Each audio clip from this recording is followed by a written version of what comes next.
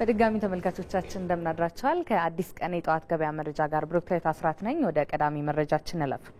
በደቡብ ኢትዮጵያ ህዝቦች ክልል ቤንች ሸኮ ዞን የግል ባለሀብቱ ተሳትፎ እየጨመረ ይገኛል። በዞኑ ያለው የተፈጥሮ ሀብትና የጸጥታ ሁኔታ በርካቶችን እየሳበ መሆኑም ይነገራል። ዞኑ በተለይ በቡና ማርና ቅመማ ቅመም ያለው ሰፊ አቅም ከክልሉ አልፎ ሀገሪቱን ተጠቃሚ የሚያደርግ መሆኑም ይገለጻል። ሪፖርተራችን ወይንሸት ደጀኔ ተጨማሪ አላት። በደቡብ ምዕራብ ኢትዮጵያ ህዝቦች ክልል ቤንች ሸኮ ዞን መዋለ ንዋያቸውን የሚያፈሱ የግል ባለሀብቶች ቁጥር እየጨመረ ይገኛል። በዞኑ ያለው የሰላምና ጸጥታ ሁኔታ ለኢንቨስትመንት ፍሰቱ ማደግ በምክንያትነት ይነሳል። ሰላም በመሆኗ ነው እኛም ለዚህ ደረጃ የበቃ ነው። ሁሉም ሀብታችን ያፈሰስ ነው። ሰላሟ፣ ጸጥታዋ ምንም ወደር የሌለው ምንም ማመሳሰል የሌለው ነገር ነው። እኛም ለዚህ ነው ሁሉ ነገርን አማጠን ቀን ማታ ለሊት ነው የሰራነው። አብዛኛው ሰዓት ማለት ሰላም በመኖሩ ነው ለዚህ ደረጃ የበቃ ነው። አሁን ለሚያለሙ ሰዎች አገሩ ሰላም ነው፣ አመራሩ ሰላም ነው። ማልማት የሚፈልግ እድገት የሚፈልግ ሰው የስራ አገር ነው። ስራ አለ፣ ንግድ አለ፣ ሰላም አለ፣ ጸጥታ አለ። የሚያለማ ሰው መጥቶ ያልማ ነው የሚለው ነው። በዚህ አካባቢ ላይ ያለው ሰላም በተለይ ለባለ ሀብቱ ለግል ኢንቨስትመንት ስራ በጣም ከፍተኛ አስተዋጽኦ አለው።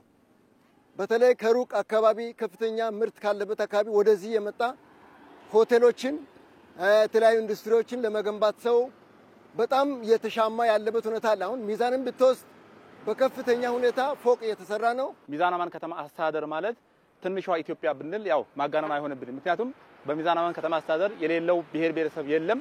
ሁሉም ብሔር ብሔረሰብን አቅፋ ያለች ከተማ ናት። ይሄ ከተማ ደግሞ የተለያዩ ብሔር ብሔረሰቦች የሚኖሩት በሰላም በፍቅር በአንድነት የሚኖሩበት ነው። አሁን እንደምናየው ለኢንቨስትመንቱ ምቹ ሁኔታዎች አሉ። በተለይ በሆቴል እና ቱሪዝም ዘርፍን ብንል በግብርና ዘርፍን ብንል አሁን በተለያዩ መልኩ ለኢንቨስትመንት ምቹ የሆነች አካባቢ መሆኗን ነው ለማድረግ የምወደው። ዞኑ ሰፊ የተፈጥሮ ሀብት መገኛ መሆኑን ያነሱት የቤንች ሸኮ ዞን ዋና አስተዳዳሪ ሀብታሙ ካፍቴን የቡና ቅመማ ቅመምና የማር ምርት ለኢንቨስትመንት ፍሰቱ መጨመር ከፍተኛ አስተዋጽኦ እያበረከተ መሆኑንም ገልጸዋል። ያለው ተፈጥሮ ሀብት ያለው የመሬት ሁኔታ እጅግ በጣም ብዙ ኢንቨስተሮች ሊመጡ ሳቢ ነው። የከተማ የገጠር ኢንቨስትመንትን ስናይ አንደኛ በከተማዋ ዙሪያ ያሉ ወረዳዎች የካሽ ክሮፕ ወይም የቡና ቅመም ውስጥ ለምሳሌ እርድ፣ ኮረሪማ፣ ጅንጅብል፣ ቁንዶ በርበሬ እነኝና ማር ምርቶች በጣም በከፍተኛ ሁኔታ የሚመረትበት ነው። የኢትዮጵያን የቅመም ኤክስፖርት እምብርት ነው፣ ማዕከል ነው። ይሄ ደግሞ ኢምፓክቱ ምን ላይ ያለ ዙሪያ ላይ ያለው ወረዳዎችና ገጠር አካባቢዎች ከፍተኛ የካሽ ክሮፕ አምራች ኤሪያ በመሆናቸው ከተማ ላይ ያለው ለከተማ ኢንቨስትመንት ደግሞ የራሱ የሆነ አስተዋጽኦ አለው። አስተዳዳሪው በዞኑ ተጨማሪ ባለሀብቶች በተለያዩ ዘርፎች ገብተው እንዲሰሩ ምቹ ሁኔታዎች መኖራቸውንም አንስተዋል። እኛ ራሳችን በርካታ ኢንቨስትመንቶችን ኢንቫይት አድርገን አሁን ያስገባን ነው። በዚህ አጋጣሚ ጥሪ ማስተላለፍ ፈልገው አገር ውስጥም ሆነ አገር ውጭ በቡና ልማት ላይ በቅመም ዘርፍ በማር ምርት ላይ ለመስራት የሚፈልጉ ብቻ አይደለም በከተማ ኢንቨስትመንት ላይ መስራት የሚፈልጉ ካሉ እኛ በራችን ክፍት ነው፣ ዝግጁ ነን። አብረን ዞናችንም ከማንኛውም አካል ጋር ማልማት እንፈልጋለን። ብቻ አይደለም የኛ ድምር ደግሞ የሀገሪቷ ልማት ስለሚሆን በዚህ አጋጣሚ ጥሬን ማስተላለፍ። በደቡብ ምዕራብ ኢትዮጵያ ህዝቦች ክልል ቤንች ሸኮ ዞን ከ312 በላይ ባለሀብቶች በኢንቨስትመንቱ ዘርፍ ተሰማርተው ይገኛሉ። ቀጥለናል። ትራንስፖርት ፈላጊና ተጠቃሚን በቴክኖሎጂ በመጠቀም የማገናኘት ስራ ጀምሮ ዛሬ ላይ በዘርፉ በኢትዮጵያ ግዙፍ ኩባንያ መሆን ችሏል።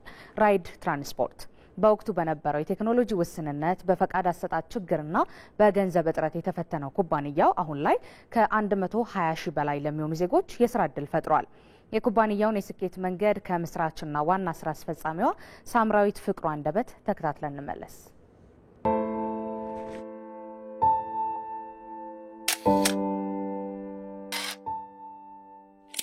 እኔ ሳምራዊት ፍቅሩ እባላለሁ። የራይድ አንደኛው መስራችና ስራ አስፈጻሚ ነኝ። ኮምፒውተር ሳይንስ ነው ግራጁዌት ያደረኩትኝ።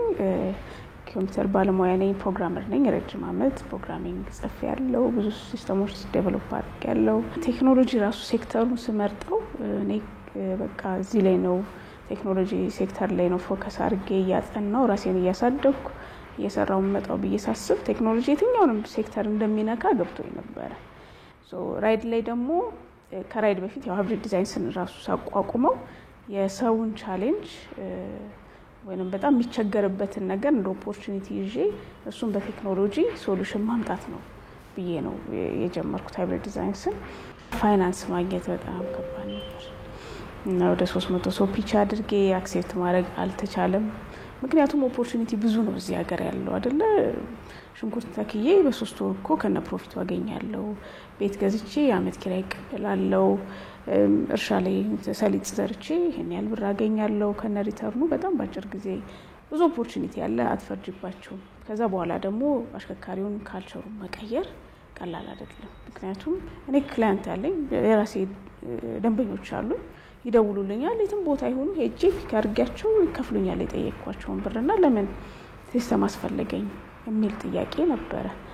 እና በዛ ጊዜ ምናልባት 3 ወይ 2 ትሪፕ ይሰራሉ፣ 4 ትሪፕ ማክሲመም። ከዛ ይደክማቸዋል፣ የያዙትን ብር ይዘው ይሄዳሉ ማለት ነው። የሚደክማቸው ምክንያት አለ። ቦሌ የሚቆም ከሆነ አራብሳ ደንበኛው ደውሎ ከጠራው ከቦሌ አራብሳ ሄዶ ፒክ አድርጎት የሚፈልግበት ቦታ ያደርሳል። ጊዜ በጣም ያባክናል። እሱ ነበርና እነሱን ኮንቪንስ አድርጎ ወደዚህ ሲስተም ማስገባት ወስ ቻሌንጂንግ። ወደ 1 አመት አካባቢ በነፃ ለነሱ አገለገልን ማለት ነው። ልክ ስንጀምር ራይድን ፍቃድ ባልተሰጣቸው ፍቃድ ነው እየሰሩ ያሉት የሚል ጭቅጭቅ ነበረ። እኛ ቴክኖሎጂ ነን፣ የቴክኖሎጂ ላይሰንስ ነው ያለን፣ ቴክኖሎጂ ነው የምንሰራው፣ ፕሮቫይድ የምናደርገው ቴክኖሎጂ ነው። ትራንስፖርት የሚሰጠው አካል ሌላ ነው፣ ተሳፋሪው ደግሞ ሌላ ነው። ሁለቱም በቴክኖሎጂ ማገናኘት ነው ስራችን። ስለዚህ እሱ ላይ በጣም ትልቅ ክርክር ተፈጥሮ ቢሮአችን እስከመታሸግ 3 አካባቢ ታሽጎ ነበረ። ግን ያው ስራው ማቆም ከባድ ነው፣ ምክንያቱም የስራ እድል ብዙ ፈጥሯል። ግዴታ ባለው ፖሊሲ መስተናገድ አለበት ብለን ገፋን። እንግዲህ ያው እስካሁን ኦፕሬት እያደረግን ነው። እኛ ስንጀምር ምንም አይነት የዲጂታል ፔመንት እንትን አልነበረም። አሁን ግን ብዙ አይነት የዲጂታል ፕላትፎርም ስለመጡ ኢንቲግሬት አድርገን ማኑዋል የሚባል ነገር የለም። ቶፕ አፕ ያደርጋል፣ አውቶማቲካሊ ሲስተም ውስጥ ይገባለታል ማለት ነው። ራይድ ወደ 120,000 ሰው የስራ እድል ፈጥሯል። የቀን የማታ ፓርት ታይም የሚሰሩ አሉ። ያን ያለ የስራ እድል ፈጥረናል። ራይድ ሲባል ብዙ ጊዜ ትራንስፖርት ችግሩ ፈታ ነው፣ ግን በጣም ቁጭ ያለ ሪሶርስ በየቤቱ መኪና ይገዛል፣ ወይ ቢሮ ነው የሚሄድበት፣ ወይ ልጆች ይደርስበታል፣ ወይ ደግሞ ለፐርሰናል ጉዳይ እንቅስቃሴ ያለ በቃ። ግን ፊውል እንደ ሀገር ፊውል ይመጣል፣ ኢምፖርት ይደረጋል፣ እንጠቀምበታለን ማለት ነው። ግን ሪተርን የለውም። ኢንካም የሚያመጣ ነገር ላይ አይደለም የሚሰራው። ፐርሰናል እንቅስቃሴን ሰርቭ ለማድረግ ነበር። ራይድ ሲመጣ ግን ያንን ሪሶርስ ወደ ኢኮኖሚው አስገባና ቢሊየንስ ነው ያስገብቶ ለመንግስትም ታክስ እንዲያገኝ፣ የስራ እድል እንዲፈጠር፣ ሰውም ደግሞ የተሻለ ህይወት እንዲኖር አድርጓል። ኢኮኖሚካሊ ትልቅ ኢምፓክት ነው ያመጣው። ራይድ እንግዲህ ያለበት ሁኔታ ይሄ ነው። አሁን አዲስ አበባ ኢትዮጵያ ውስጥ 3 ከተሞች እንሰራለን። ከኢትዮጵያ ውጭ ደግሞ ጅቡቲ እየሰራን ያለ ነው ማለት ነው። አም ቦርድ ቼርፐርሰን ሰው ላይ እንዲሁም ሬዲዮ ስቴሽን ትርታ እሱ ላይም ጥሩ እንቅስቃሴ እየተደረገ ነው። ኤሌክትሪክ መኪና የሚለው የዛን ጊዜ ነው፣ ከኮቪድ በፊት ነው እኛ የጀመርነው። ኮቪድ ባይመጣ ኖሮ እስካሁን ድረስ በጣም ብዙ መኪኖች ወደ ኤሌክትሪክ ይቀየሩ ነበረ። በመሀል ላይ ግን እሱ መምጣቱ ትንሽ አንገጫገጨን ማለት ነው። ግን ላስት ይር ኤፕሪል ላይ ላውንች አደረግን የራይድ ኢዝ ጎይንግ ግሪን የሚል ኢኒሺዬቲቭ። ከባንክ ጋር ተዋውለን እንዲሁም ከአስመጪዎች ጋር ተዋውለን መኪናቸው እንዲቀይሩ ኦፖርቹኒቲ ከፍተን አሁን ብዙዎቹ እየቀየሩ ነው ያሉት። ወደፊት ደግሞ በጣም ትልልቅ ሌክዠሪ መኪናዎችን የተለያዩ ካምፓኒ ሲኢኦዎች፣ ፕሬዚዳንቶች እንደ ልብ ፕሬዚዳንት የባንክ የተለያየ ድርጅቶች ፕሬዚዳንቶች እንደ ልባቸው እንዲንቀሳቀሱ ለማድረግ እቅዳለን። እሱ ላይም እየሰራን ያለ ነው። አመሰግናለሁ።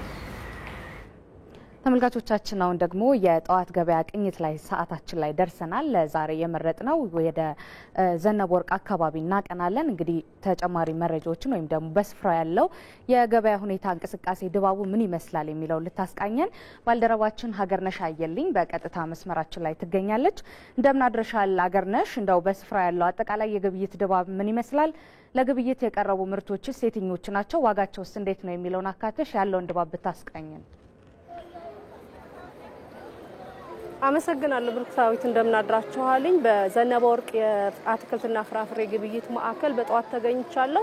በዛሬ የጠዋት ገበያችን ታዲያ ሁለት አይነት አቅራቢዎችን ነው የተመለከትኩት። እኔ አሁን ካለውበት ቆሜ መረጃውን ከማደርስሽ በቀኝ በኩል በተለመደው የግብይት የስራ ቦታቸው ተገኝተው ምርቶቻቸውን ያቀረቡ የስፍራው ቋሚ ነጋዴዎች ይገኛሉ። ካለሁበት በግራ በኩል ደግሞ በከተማ በሚካሄደው የሰንበት ገበያ እድላቸው ተጠቅመው በሸማቾች በኩል ምርቶቻቸውን ለሸማቾች እንዲያቀርቡ የተቀመጡ ድንኳን የተከሉ አቅራቢዎችን ተመልክቻለሁ። ዛሬ በቦታው ያደረኩት የጠዋት ገበያ ቅኝት ታዲያ የሁለቱንም አቅራቢዎች ምርቶችና ዋጋቸውን የቃኘሁበት ነው የሚሆነው።